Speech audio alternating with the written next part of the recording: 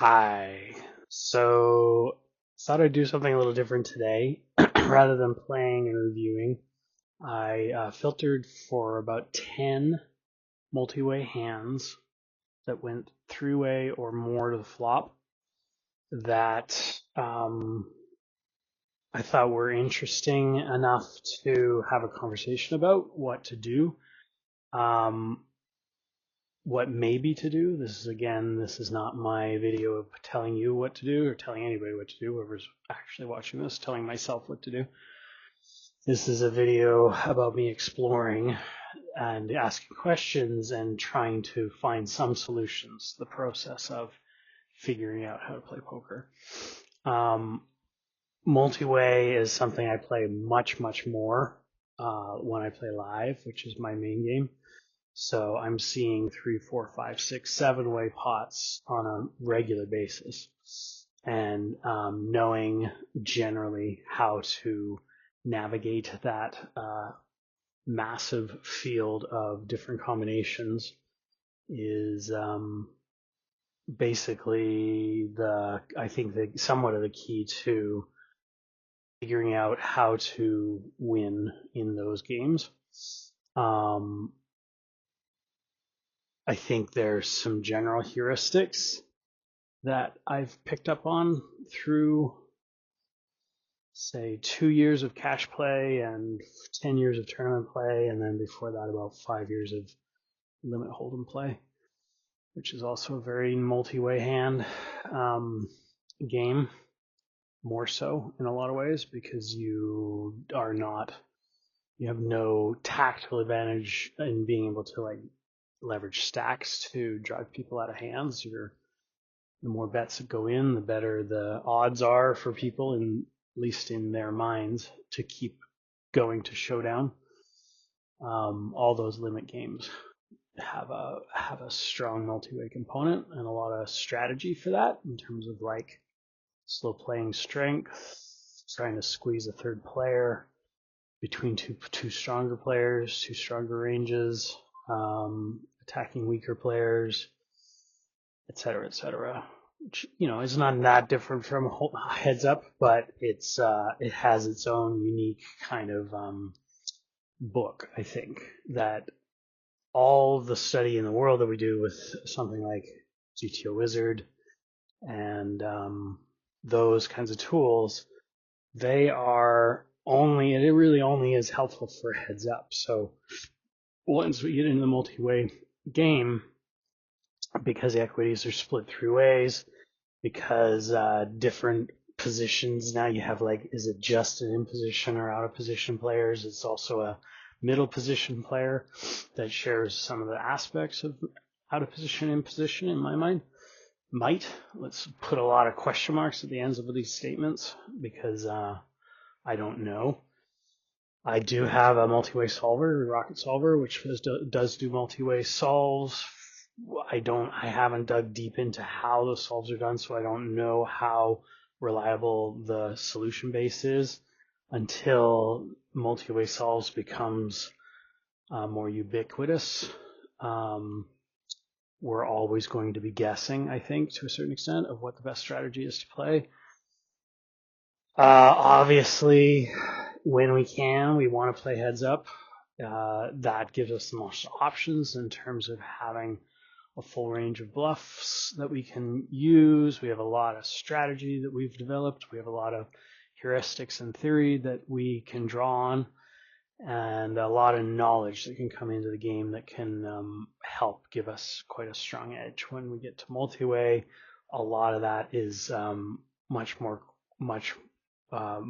questioned, let's say. Like, we don't know what the answers are yet. And we are relying kind of more on old school poker intuitions, I think, from pre-solver era. And yeah, so anyway, that's my preamble. What I'm going to do is look at a few of these hands, and we'll see if we get through all 10. And I have some solves that don't necessarily match the formations or the boards perfectly, but I think they're close enough to at least give us some strategic exploration to draw some potential conclusions. So again, everything with a question mark. I've already gone through a lot of the solves that I've run. I ran probably 6 months worth of solves off a server that I rented, and a number of, basically it was 20 boards over a course of about 8 or 9 main formations. I also solved, I think, to the flop. Everything was assumed, pre-flop ranges were assumed based on GTO ranges from GTO Wizard. There was I ran a few like extra wide RFIs from EP and button, and some extra tight EP opens, and some larger sizes. Just did some things beforehand using Rocket Solver pre-flop solves to try and create some ranges. But the more I deviate there, the more you just bring the potential for just a lot of data that you don't know how to really integrate, that may drive you down a bad road because you made a bad choice with a pre-flop range, say. But again, if we're looking not to answer questions of what does this hand do, but instead what does our range do in a particular spot, and what's our general advantage, or what's our general strategy, and then to see how we played it, or how that particular combo, where it lies. It's very similar to what I've been trying to do with my heads up stuff, is just try to be a little less combo attention oriented and more range oriented, and to sort of discover out what different parts of the range is going to do at different spots on different boards. I can share a, let's see, how do I do this?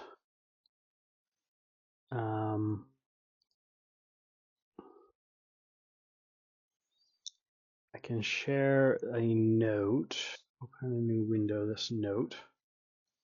So as I did my notes working through some of the solves, I asked myself a lot of questions, and I can give just a quick run through of the things that I observed. So overall, with multi-way solves, basically I'm summarizing what I just said and giving sort of the zone of general ideas.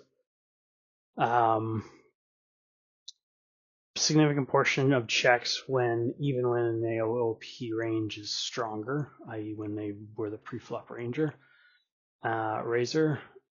Position becomes even more invaluable multi-way.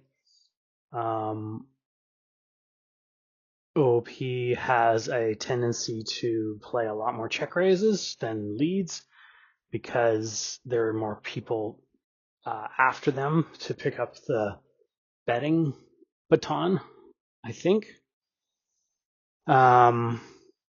The action seems to flow in that we might check out of position, we face a bet, and then particularly when we are in the middle, say we're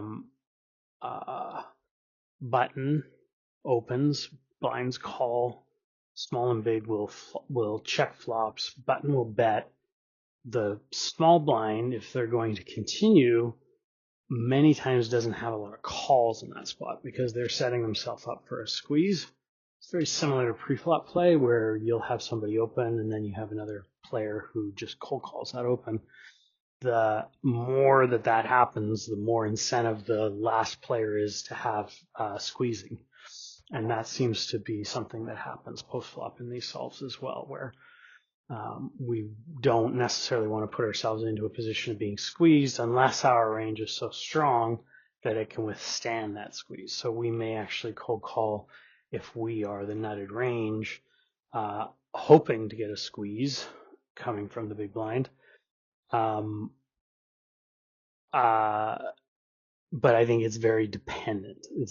Seems to be position dependent. So you'll see a lot of times in these solves that middle position player will either have mostly calls or they'll have only raises and folds. Continuation is very tight to the board, so we don't see a lot of continuing with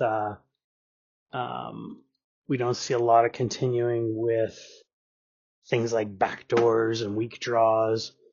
Both ranges over fold. So this is a theoretical thing that I learned from a coach a while back that's very interesting, is the MDF when multi-way is spread across 2, 3, 4, however many players there are facing a bet. So, in heads-up play at, say, world neutral spot where we are playing a pot and odds norm or MDF strategy, very balanced, we have a certain percentage that we have to call to be indifferent, a certain percentage of our range, continuation of our range, and that's betting dependent, right? So if we're facing a pot size bet, I'm hopefully not going to get this wrong, but we need to continue with 67% of our range, so we fold out 33%. That would be the MDF of that spot.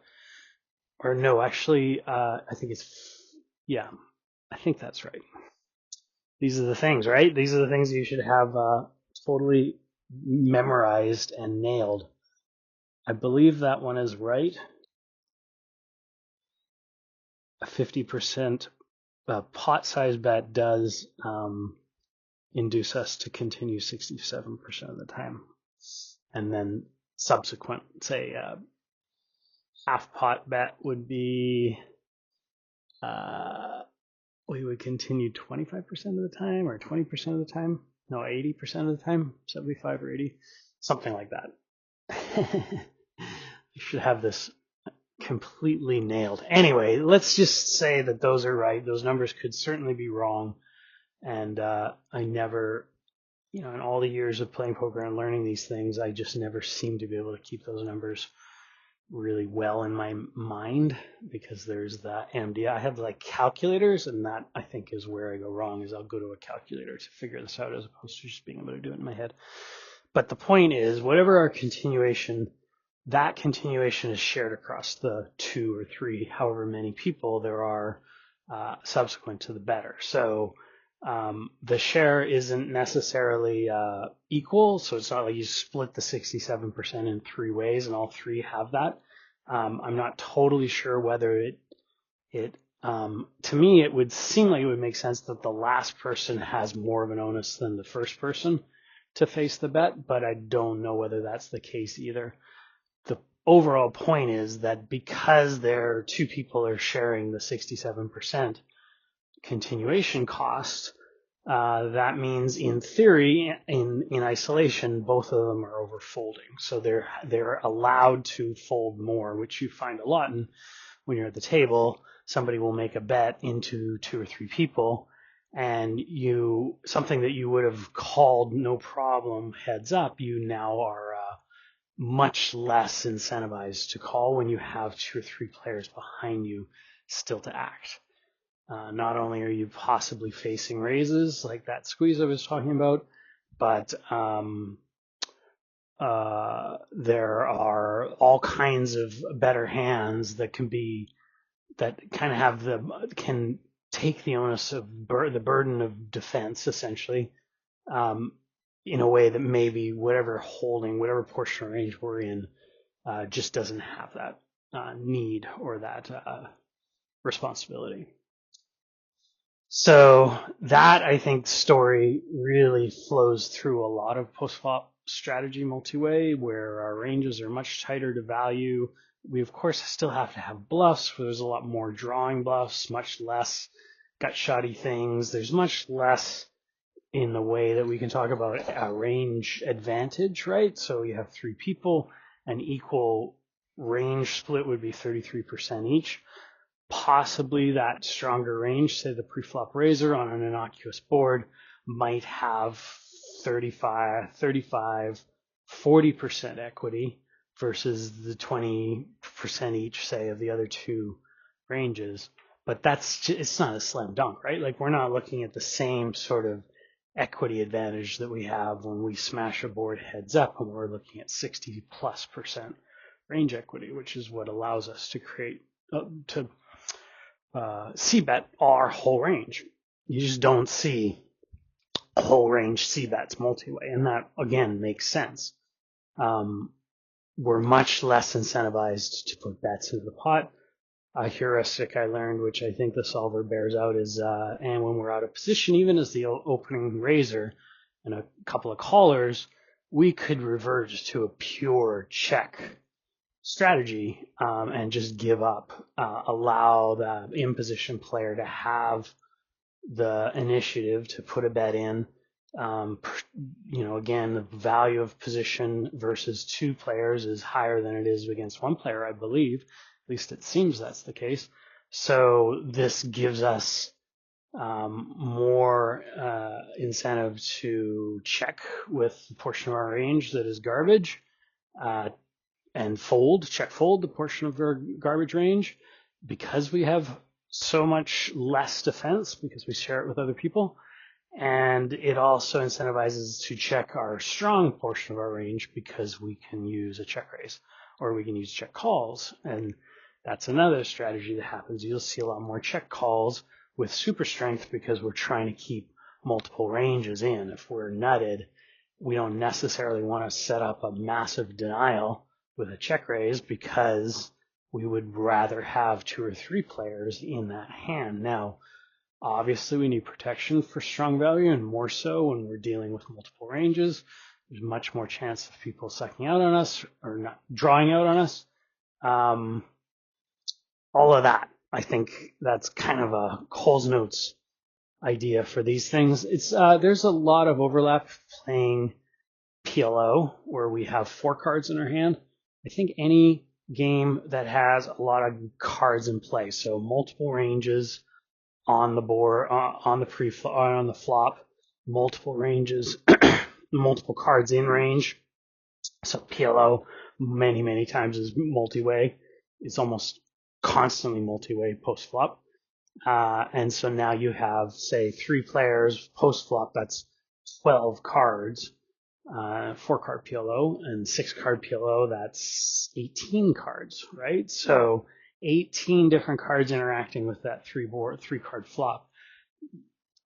The more that's available, the more cards that are in the play, the more likely the nut hands are going to be there. So the game shifts from something of like frequencies to a game more akin to equities, where now we are really concerned with how nutted we are, how nutted our redraws are, how strong but vulnerable a hand might be. Everything kind of goes up in scale, I guess you could say.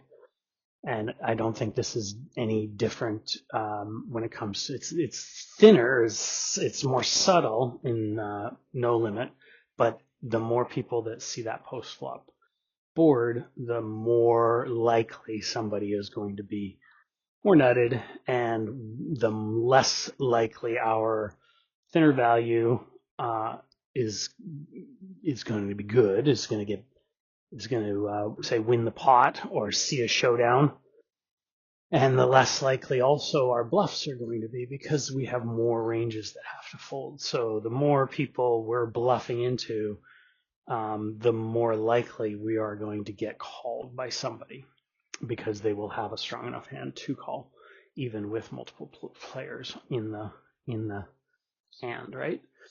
So that doesn't necessarily mean we don't bluff, because obviously somehow many of the times we want to try and get a hand more heads up, but using those bluffs to create heads up kind of defeats the purpose, because it just creates a super strong range now that we're facing, right? So, but flip side is we can't only ever bet our value. Otherwise, if we only bet value, and especially strong value, then everybody would know just to fold us because we don't have enough bluffs to support that. So it's trickier that way. You see you see sizing go down, especially on a flop. Multiplayer flop size of C bets is almost always B33. I mean, that's the size that was given. I think I'd solved with B33, 50, 75, and 100. But the solver almost never, ever, ever chose anything but the B33. And that was not as a range bet either. That would be B33 betting half the time or something like that. It just makes very little sense to polarize your range into other ranges that, for all intents and purposes, could be equally polarized, if not more, right? So we're going to be more times not sharing a lot of. Now, all of this has to have a question mark of, or like an asterisk of, there's always excluded examples. There's always exceptions. And we may even see a couple of them here today once we go through some of these solves. Right, so squeezing is similar to pre-flop incentives. I just ask a bunch of questions about what kind of boards we have we're more likely to squeeze on. There's the bet sizing on the flop is almost always B33. Frequency differences from heads up, right? So here, let's see, the button response versus small blind and big blind pure checks. So we are on the button, and we have received a check from the blinds. We opened, I would assume this is button open, and the blind calls. They check to us. Now we have almost 90%, 95% check backs on this particular board. Super interesting, right? Like that is a huge amount of checks. Huge. I don't know how to get rid of this thing. Compared to button versus big blind, no small blind, but heads up, that same board, queen, queen two, the button is range betting. I'm range betting almost 70% of the range. So that's a pretty significant strategy adjustment. If you're playing two people in the blinds and queen, queen two comes off and you are betting this heads up strategy, you're over betting. You are in trouble there. And I think the reason for that is, say on this particular board is a very polarized board. Those blinds have tons of queens. We're all sharing a huge nut advantage. We are so likely, especially versus two players, to either get calls or to get check raised.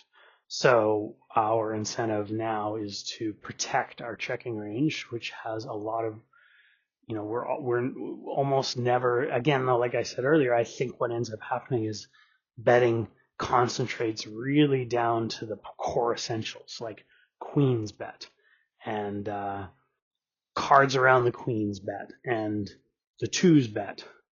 But even here, the nuts don't bet, right? Like almost nothing is betting. It's actually kind of crazy, really, when you look at it.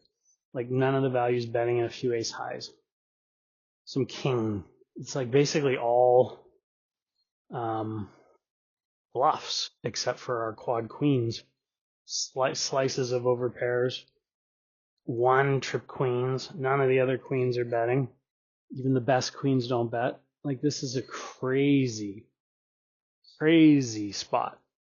It seems almost just doesn't make any sense, really. But I think it's because our range is so wide.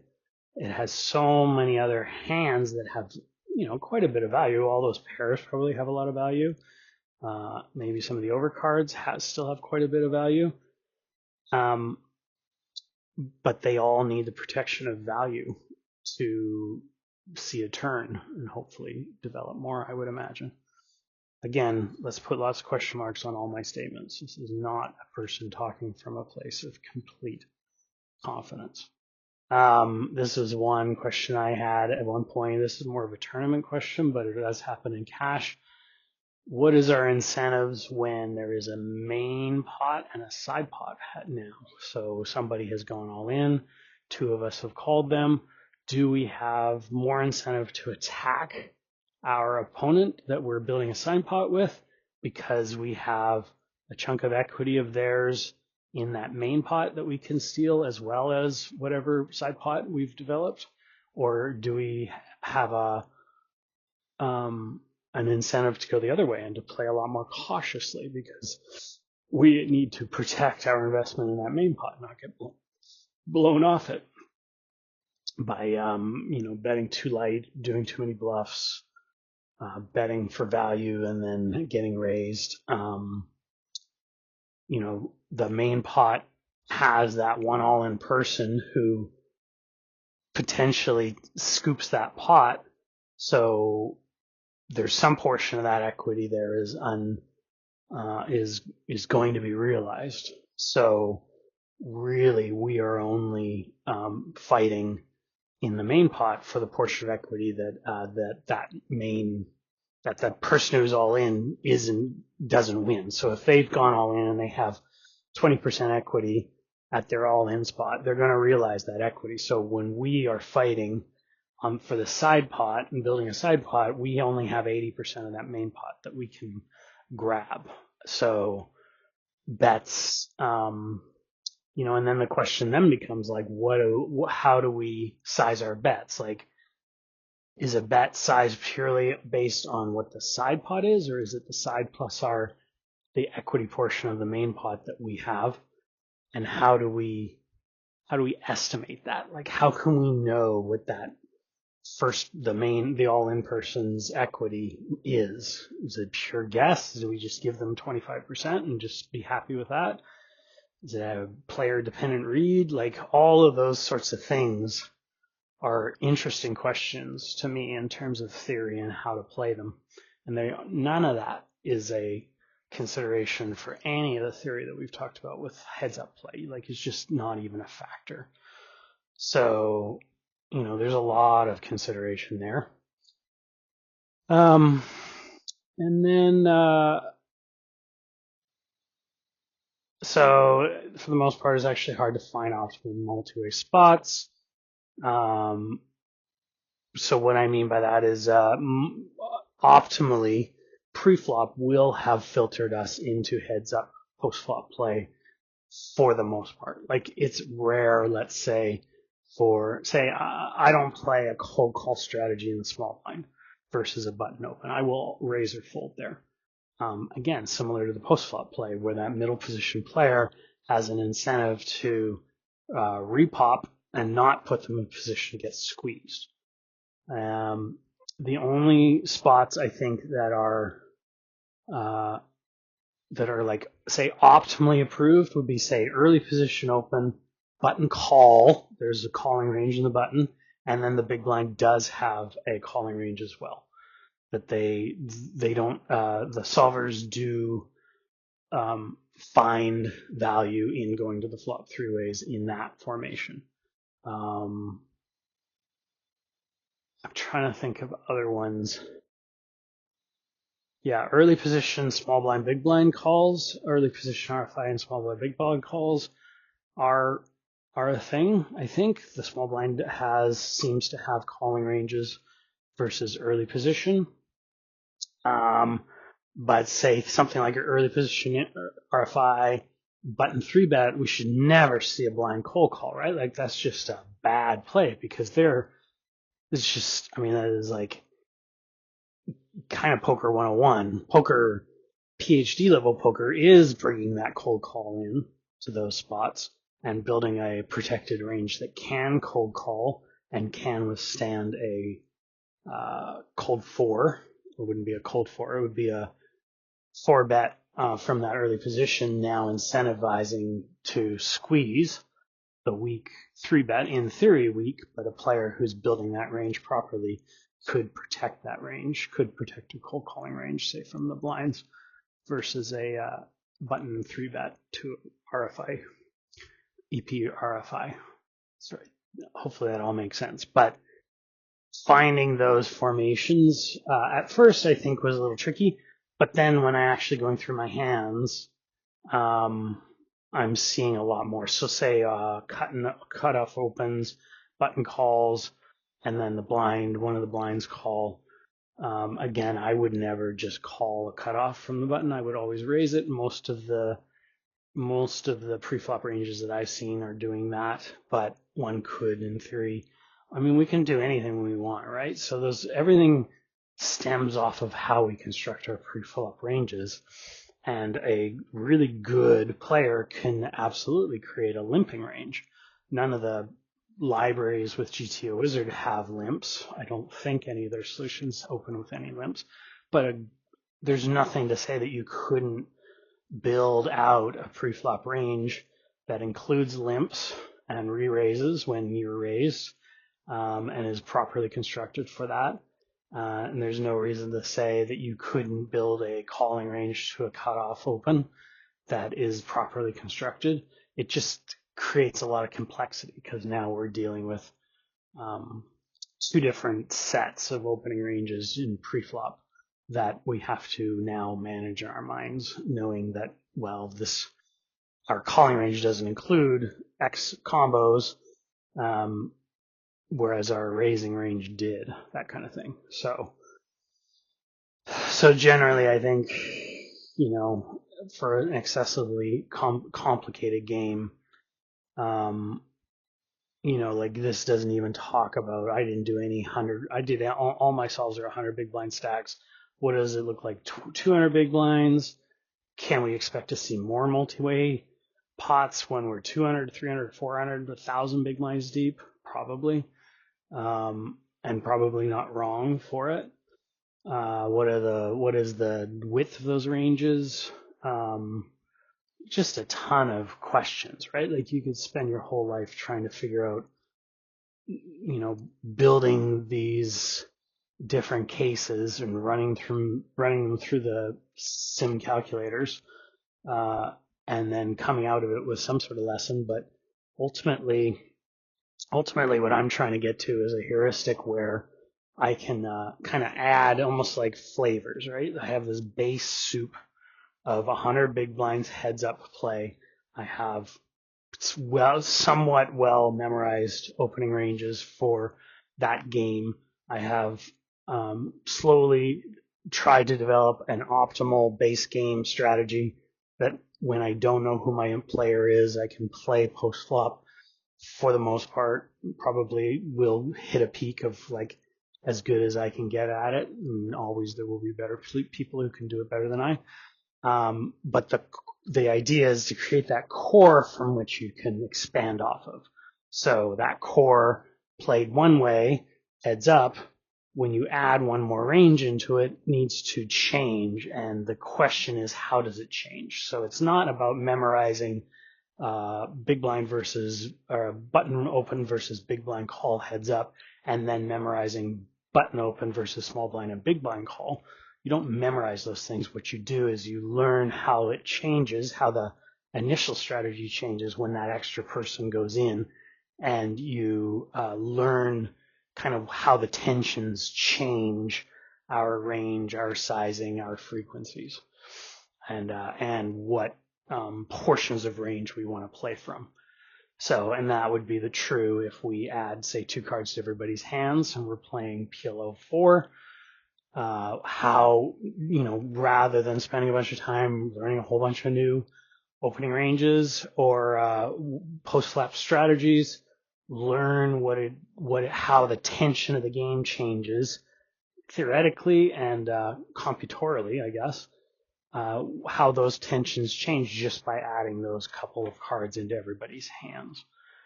And then you can add ranges, you can add stack size. How does adding 200 blinds to us each stack change the tensions? Once you kind of get the general sense of how each input changes the game based on that base game, then you can start kind of just playing a little bit more, I think, intuitively, and not this sort of rote memorized crazy game. Hopefully that all makes sense. I've rambled on for quite a bit of time here with these notes, but I sort of wanted to give the background of the way I'm thinking about approaching multi-way study and how it fits into the greater game for me. Again, with a huge asterisk of still learning in the dojo, whatever yellow belt, whatever level I'm at. Certainly not a black belt, certainly not a coach. Small stakes grinder, essentially just trying to understand the game better every day. So let's start with this hand. We are on the button, and we're going to squeeze a RFI with the EP RFI and a cold call from our friend in the cutoff. Each of those people will call. So now we have, in theory, our stronger range, but on a board that is very favorable to each of our callers. We certainly have the overcards. I would say out of everybody, the call cutoff probably is in the best shape here.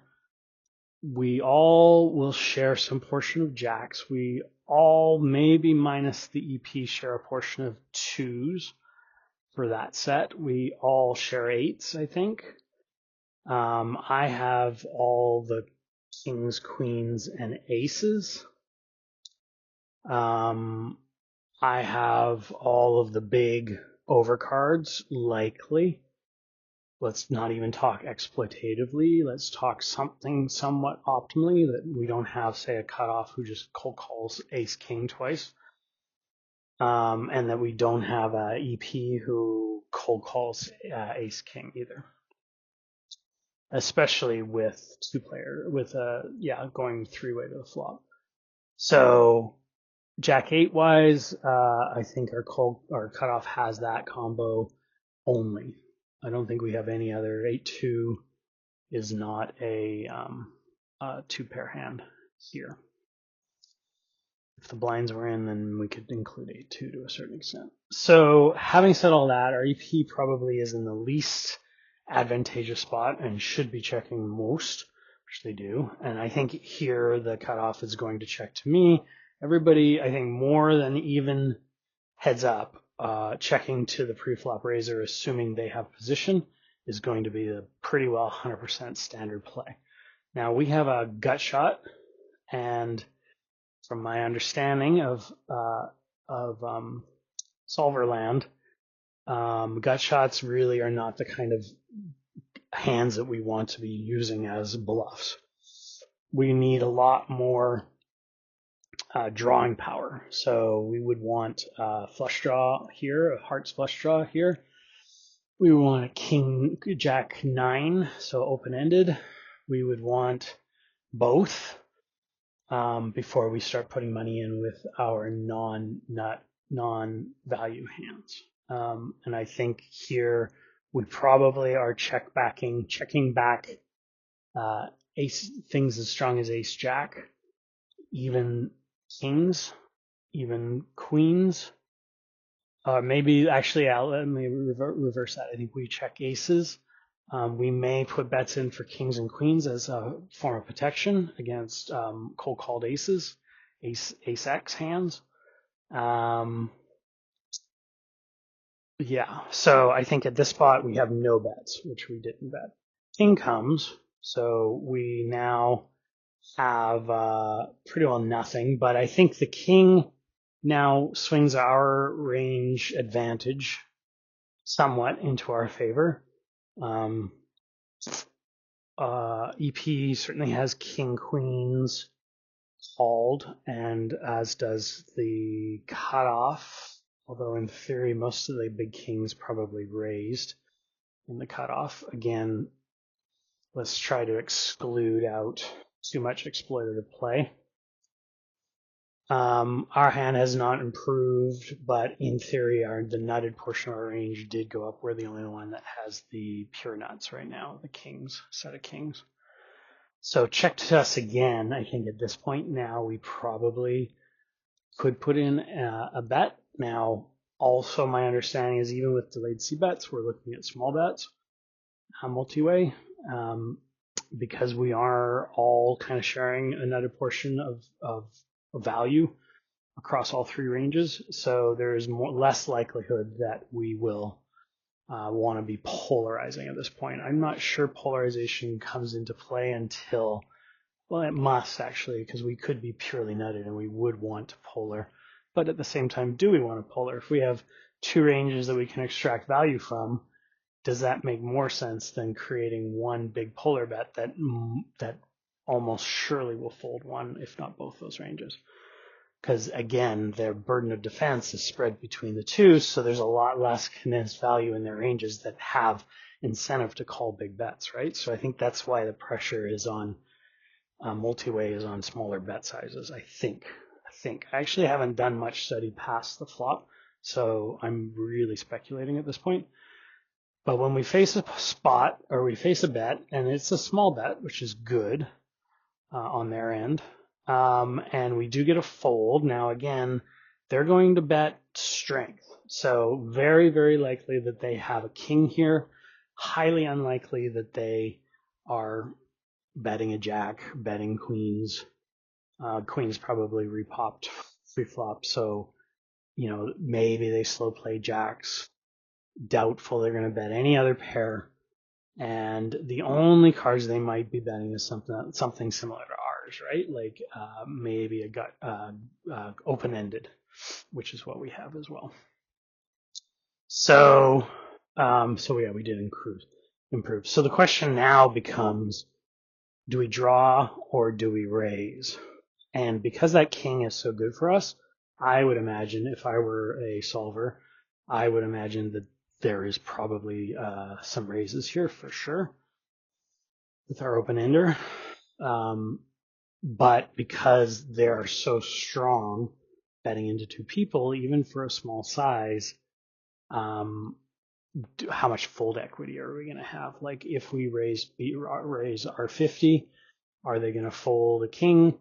Even if we raise our 100, so whatever that would be, 11, 22, 56. So if we bet 56 blinds plus 11, 67. No, that included the 11. Did it? Yes. 56 includes the 11 call. So if we bet, 11 plus 56. So yeah, I mean, essentially we're also leveraging ourselves almost into stacks, right? Because this was a 3-bet pot. So any raise here also, they're getting a pretty good price to call with their king X, king 10, king queen. We block both, king 9, king jack even. King jack obviously is going to call. So what kind of fold equity do we actually have? And that would be kind of a bigger question overall with these multi-way hands is when a player has shown strength by betting into multiple people, how much fold equity does their range contain? Because they're so much more likely to not bet with that portion of the range that has the folds, right? Like they're pulling from their strongest portion. And because they need to be stronger, because they're going to be facing multiple ranges that are going to have more calls that are calling stronger. So all of this stuff really bumps up the sort of the question of what kind of fold equity are we going to have when we are bluffing. But we still have to find bluffs, right? So I continued blank river. Now I think bluff is a good, strong play. Kings are still there for sure. Again, because we're a multi-way, in theory, they're playing a lot more cautiously. They want to check. They want to protect a checking range. They will protect with some weaker kings. The draws that we have, that they could have come in, but we chop. What we're trying to get folds from would be the aces, so ace queen, likely not there because they probably raise it pre-flop, or maybe actually possibly ace queen suited would be there. You can see that being a cold call. In any case, do we want to put a bet in here? Because queen 10 clearly isn't winning. And I would say yes. I don't know whether I did or not. Oh, we'll never know. it seems like a good spot to make that. But, oh, I did. Oh, good for you. Big tough guy. But he calls with his king. Ace king. Oh, so they did have ace king. Isn't that nice? So let's go take a look at this in a solver, in the rocket solver. This would be, what would this be? RFI open. So it's like here. That's 4 calls. RFI 3, RFI. It's not that one. RFI button. It's a squeeze. Oh. RFI 3x button. It's not it either. Maybe I don't have a solve that's going to fit this one.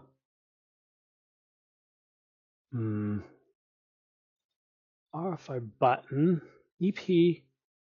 Oh, this may be. You know what? I think this might be close enough.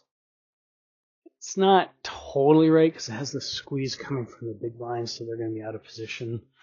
Middle monkey in the middle. Ugh.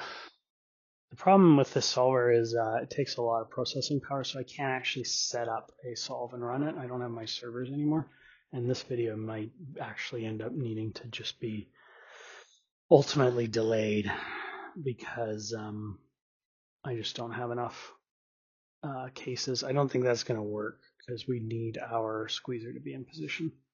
So let's just let that one go. We will, what was the notes I gave myself? Okay, yeah. Big bluff river, maybe go bigger. Yeah, so river, I like the river bluff, but bigger. And of course, we are targeting King X almost all day long.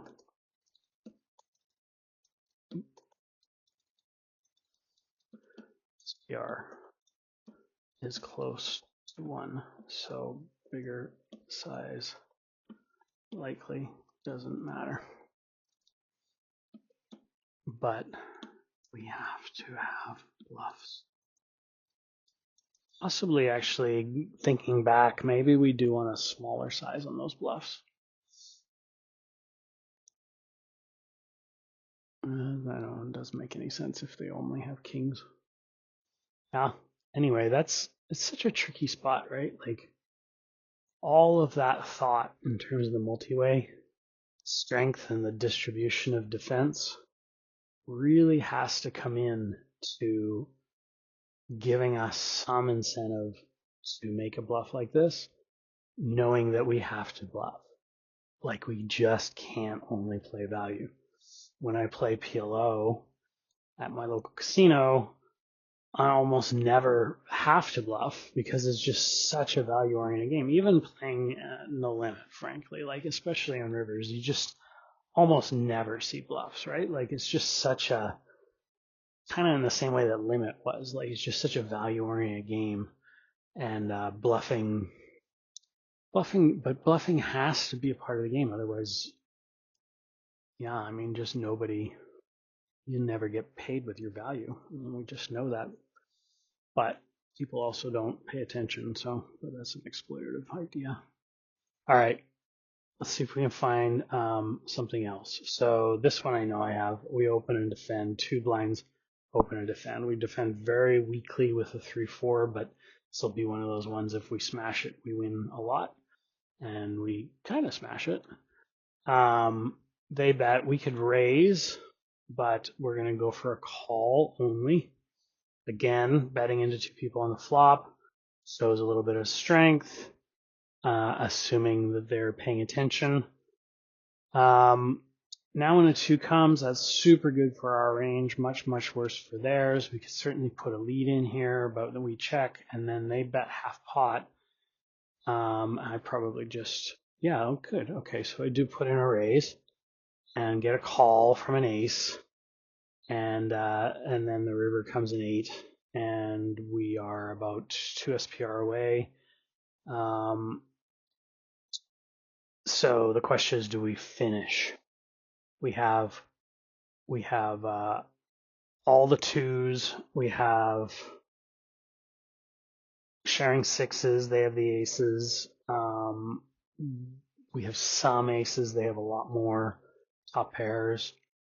And how likely are they to fold if we were to shove? Because I think maybe that's another spot where we can see actually where we're at, which is fucking dog shit, right? It's possible that the multi-way play is going to be super small or small bets and really, really big bets. Possibly because of the same thing of when you have multiple players in the hand, their incentive to call spread amongst all of them, but somebody will have something more likely to call with because there's more distribution across the table. So we can withstand, assuming that the strength that they're calling from is already quite strong, which is going to be if they're taking the burden of defense, they could, in theory, call a bigger bet. So maybe what happens is our flops have very small bets, and then our turns and rivers, much like heads up play, do size up, but they size up significantly more. So in this spot, we should be shoving. And that's the only way to win this hand. And a 3/4 pot bet is never going to do it when they have ace-7. So if we're going to bluff versus 95% of the time ace, we have to shove river. Yeah, so we already made that call. We already figured that out when we last reviewed this. But let's see what a solver does. So this one I know I have. This is going to be a button open. Button open. Button RFI 3 with those guys. And the board was ace 2-6. So basically ace, was it flush draw? No, it might not matter that much. There we go, ace 2-6 rainbow. I'm gonna ace 7-2. I'm gonna say this is kind of close enough. And we'll see here. So button raised, 2 blinds called. Here is our small blind calling range versus a button. And then our big blind calling range versus a check from the small blind. Check, check, 100% checks across the way. Big blind now has a B33, 100% B33, somewhat range bet, 75%.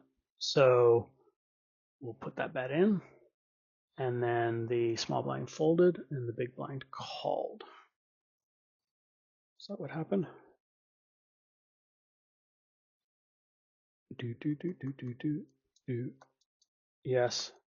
Yes. So we were the big blind. So then when the 2 comes, 2, was it 2 of, doesn't matter. And it's a rainbow, so let's actually not make it this 2. Let's make it this 2. Oops.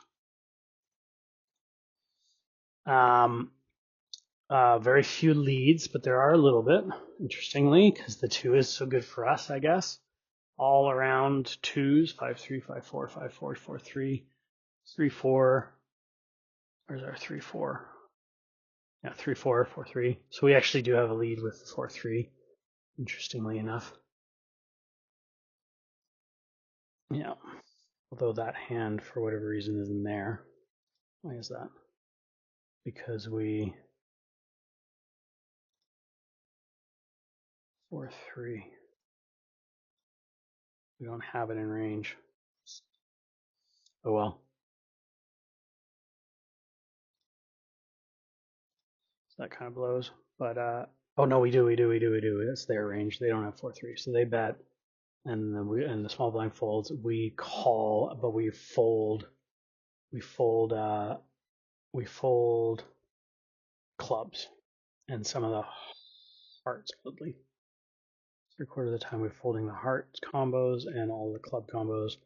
So we're folding anything that doesn't have a flush draw. and this 4-3 of hearts. I guess there's got to be some blocker factors for their betting other flushes. So the fact that we have a flush here means they are more tilted towards their value. But in this case, we are certainly calling this particular combo. And so we call, the 2 comes. We do have leads. We have almost all leads actually with that 2. And we check instead. They bet half pot. So we check. And then, so here again, we're only seeing these small bets. No, we aren't. We're seeing overbets. We're seeing overbets. Sorry. The color is deceptive. So the only bet is available. For the sake of sim speed, I had 1 bet, I think, on my turns, which kind of blows. Let's just see.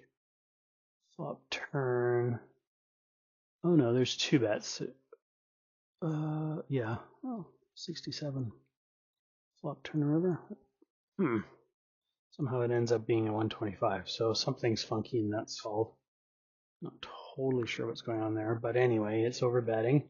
So they're betting half pot, which is probably going to kill us. But yes, so the point that I had at that point was 4-3 now is 100% fold to a overbet, but I wonder what it would be like to a half pot bet if whether we continue to draw on it.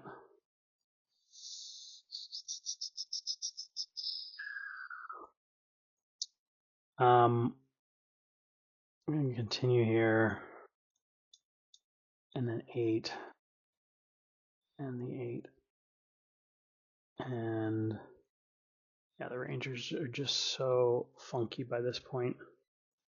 That half pot bet or the over bet just doesn't put us where we need to be to see what to do on the river. I'm not totally sure how I ended up with a 125 when my tree only has a 67% bet. It's interesting. This preflop should not even be in. Oh wait, let's go here. Oh yeah, I see. I did 1 small and 1 big. So super small and super big. That blows. Check. Check. So they bet. They fold. We call. And then check turn. And they only have a 125. So here lies the issues with doing a bunch of sims and then not having the machine to be able to resim on, because I would want to resim this by putting in a half pot bet to see if A gets used, B maybe force it just to see what we're going to do on the river, whether we call with that particular combo, whether we want to, I feel like you would call just because we block so many 2s by having a 3-4, and we have the draw. But in any case, not fantastic, because that really does not help us with our particular hand, and the size is half pot. Okay, I'm going to do 1 more. I'm not feeling super optimistic about using these solves to do this, but at least I think it's been an interesting conversation. So this one is early position raise with a button and a blind call. RFI 3 button 3 bet. Yeah, that's that one.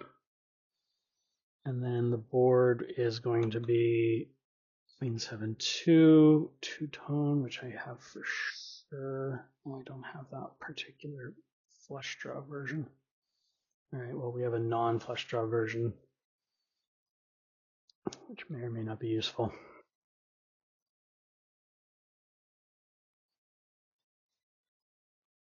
Thank you. So let's see what we actually did in game. We are in the big blind, or no, we're early position. So I have my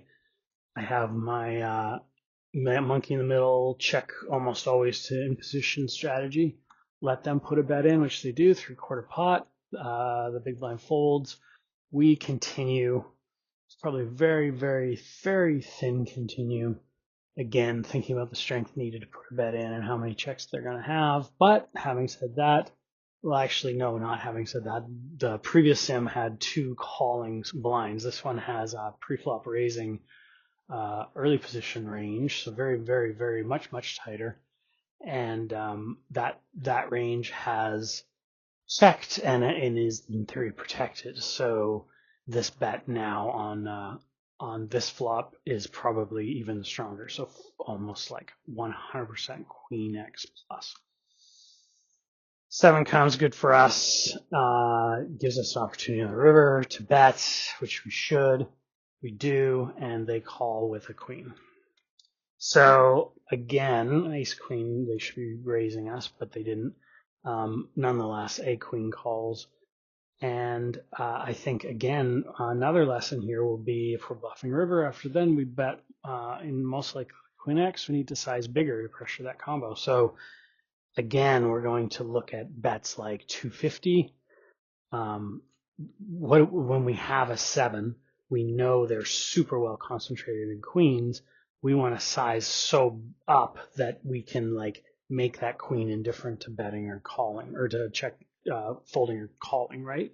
So with a 7, we probably want to go B150, 175, or 200. The small bet's just not doing us any favors, particularly when we're bluffing. And so let's just see. So we were the pre-flop raiser on this board. It's flushed. I can't change it because they need to be resolved. So we have 12% continuations, which I just simplify to pure checks, protected checking range. They have 65% bets, which they take.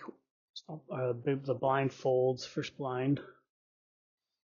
And these the ranges are right, even though they look wrong, or they're labeled wrong. So the labeling should be EP or EP, big blind, and button.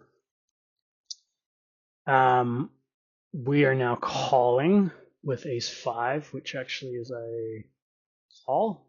Is a good call. It's fine, as it turns out. And then a 7 something comes on the thing. 7, say this one. And then we check it, and they check as well. And then on the river is the blank 9. So now we have a bet, and we do bet. And because this size is all it has is 125. That's all it's going to bet, unfortunately. So, in the future, we will have solvers that are instantaneous, and we'll be able to figure out what, have more than one sizing on each of these streets. Like you can see, the self took 14 hours, and this is what we got, right? So we will need. I could actually have a lot to learn still with the rocket solver. It may actually be that I'm solving too minutely, and that maybe the solves are actually quite useful after an hour or something. So I could load them up with bigger sizes and see what would happen. But for sure, our ace 5 hand is betting. Let's not worry too much about the colors, because A, we're a flushed board here, so colors is already suspect. And B, we probably get to ace 5 better because wonder what happens here. Where's the ace 5 go? It folds. Ace 5 with a queen again folds on the flop, or with a heart again, because it's blocking bluffs, blocking draws that are betting. Okay, anyway, I think we're getting the point. Here again, cut off with a call. I don't think I solved that. I probably should, because I do open, cut off, and cut off. Oh, it does get solved. Okay, so we can do this one. And 8, 3, 5. What would that be closest to? 5, 3, 2. Probably not. 8, 7, 6. 2 connected. 8, 8, 2. No. 9, 7, 2. 8, 3, 5. 10-7-2 rainbow. 8-3-5. Let's just use the 9-7-2, I guess. Cut off open, and we end up monkey in the middle on a pretty bad flop for us. Good flop for the blind for sure, big time. Good flop for the button caller probably as well. Hit a set on the turn. They bet for pot. We're gonna call because we want to get more money, and we aren't purely nutted. Absolutely the 9-6 could certainly be in the big blind. Double flush draw coming, so we're very vulnerable. We block one of the flushes, but not the other one. We want to get more money in when the third player has something as well, which they fold. And then the river is a 4 to a straight, six wins, BS, and we're just calling. And they end up with a fucking. They had the 9-6, so they beat us in the turn. The sevens killed us. It's just so classic. Classic my life. You like increase just goes through the roof awesomeness, but then you gave them the nuts. So anyway, check, and then the what happened? They checked, I think. Check. Flop. Check. Yeah. So it's not really going to be very useful because I can't actually recreate this hand very well. So fuck it. I don't see what we're looking at. What would it be? The equivalent of this is good strength for us, but brings in a 7, 9, say 6, 7, 8. Yeah, so say a 6 with a draw. And then it's checked to us. No, it's bet to us. Bet pot. And we will call with our sets. No, we're going to raise. Raise. 2 pairs. Raise the straights. So we actually do more raising. So this theory I have of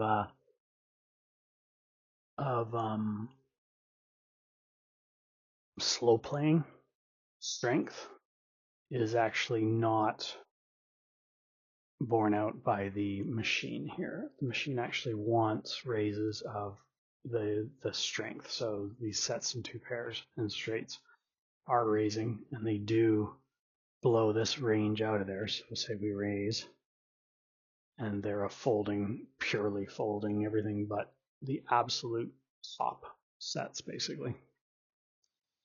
Ace 10 for some reason is calling. I don't know what's going on there. Again, I would wonder if it's a pot bet too, hey? 100, and it still has those raises. That surprises me. I wouldn't have thought we would have those there. They're polarizing, and there's no reason for us to repolar, especially with anything less than pure nutted hands.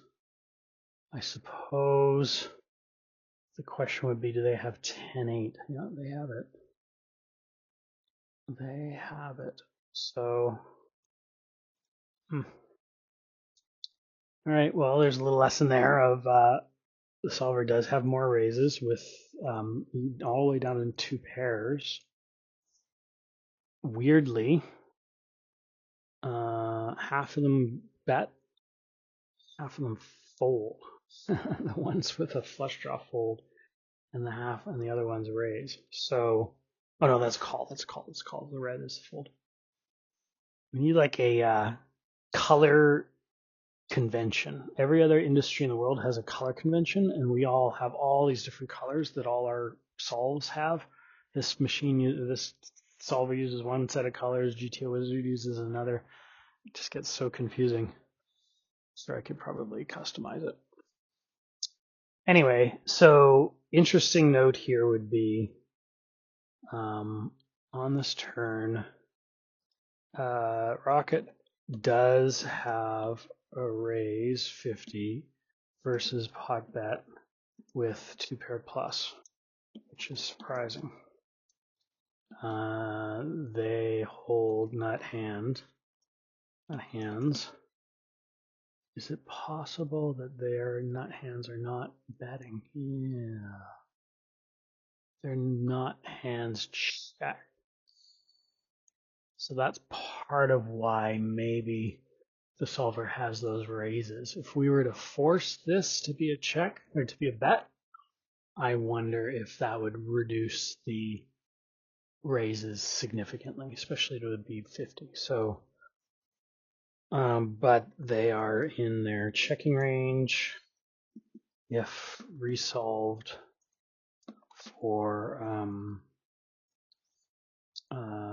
nut hands betting B100, then I'll bet that we wouldn't see the R50 and instead will detect a calling range with sets and straights. Induce the call from behind, maybe. Pure speculation. And yeah, let's see if I have this one.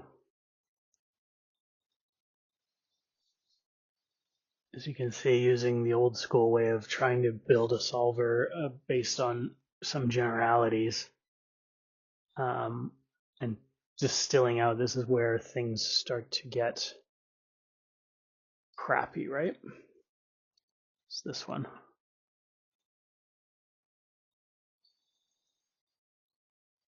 Jack 3. Kind of more like that one. It's like that. That could be it.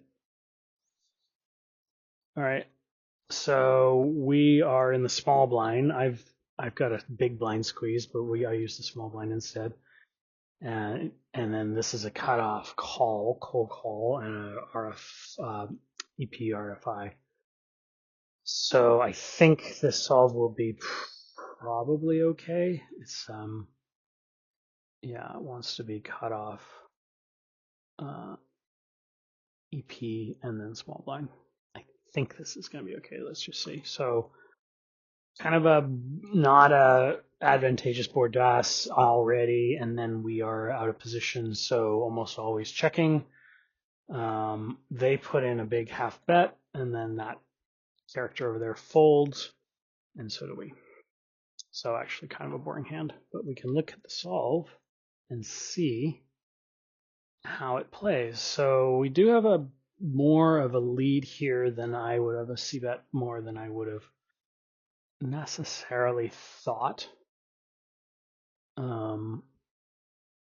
EPRFI, yeah, big blind squeeze, 5x. Yeah, it's a big squeeze.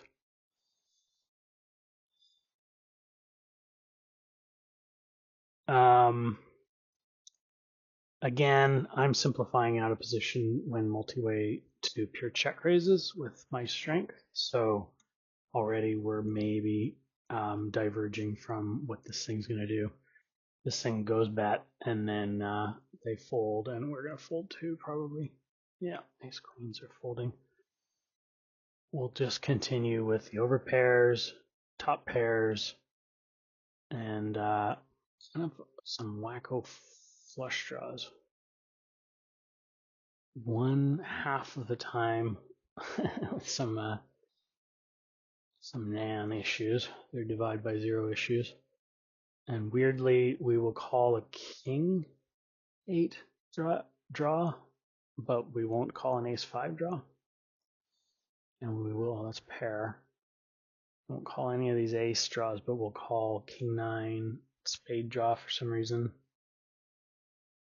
Who the fuck knows why?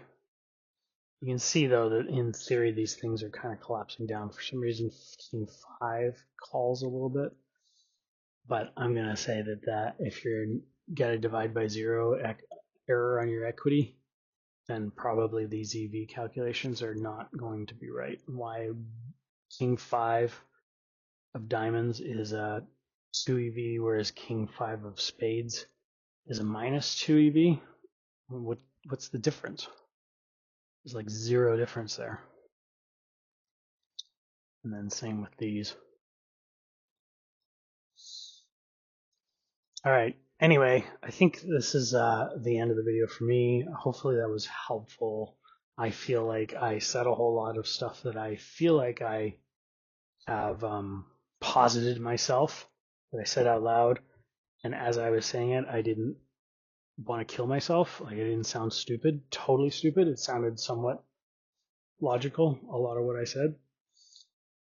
But it would be interesting for somebody who's actually really good at this game to listen to that diatribe and really debate it out. Like, maybe I'm seeing things in ways that are not as wise as I might think they are.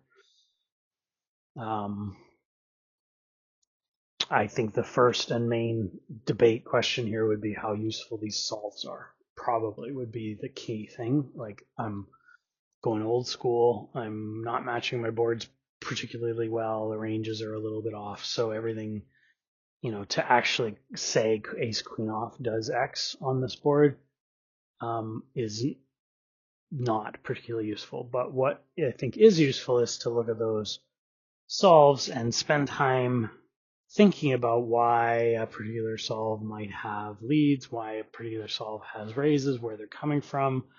Particularly when we get down to the turns and rivers, even though the solves are very, very, very skeletal, because they just don't have a good amount of bet sizes. They're basically polar, so everything that's being done post flop after the flop is post flop, literally post flop, is polar. So there's, which, I don't know, maybe that's not a bad thing. I guess if I were to go through it, like, let's just look and see here. The tree, we check, they bet, and one of them falls, let's say, and the other one folds. And then, so we check, and then they have a B33. And that might be because we're already reached leverage. Yeah, because this is a squeeze, a big squeeze. So that's why there's only a small bet there. No point in having big bets. But if we were to look at one of the more standard button RFI with the blinds calling, just any old board. So check, button bets, and we get a call, and then let's say we get a fold, and then so even out of position, all that the out of position has is a big bet or a check, and then so this is a flaw in the ointment. Like, at the very least, our out of position wants to have available a small bet. So, which just makes my stomach hurt thinking about having to rerun all these solves by putting that small bet in. So, if I was critiquing this guy's deep dive into Multiway, that would be a huge error in my solves right there. So, how reliable can we build a turn on strategy when our out of position, and they're in, for that matter, in position? In position, you can make the argument like, okay, we're just going to play a polar strategy and not have small bets. Probably not very subtle, and ultimately will need to have a little bit more nuance to that game. But to not have small bets out of position is a huge problem. Huge problem. So all of these solves have that as a huge suspect thing, which then makes everything a little bit questionable. So anyway, until somebody comes out with a better product, i.e., maybe Rocket Solver or somebody will have built a whole bunch of solves that I could purchase that would cost less than running my own server for a year, or GTO Wizard comes out with their Multiway product finally, in theory. Until these things or somebody like, I use a what's it called, Flop Hero, I think, for PLO. It's not a bad product. It's not too expensive. It's $200, and they have multi-way solves in there. And but they have the same problem. It's all polar after the turn or after the flop. As far as I remember, I don't remember any small sizes in there. So this is a simplification for calculation cost. Until we have real-time solvers, this is going to be a issue, real-time multi-way solvers. But nonetheless, there is some heuristics in there that maybe can be useful for further conversation and contemplation.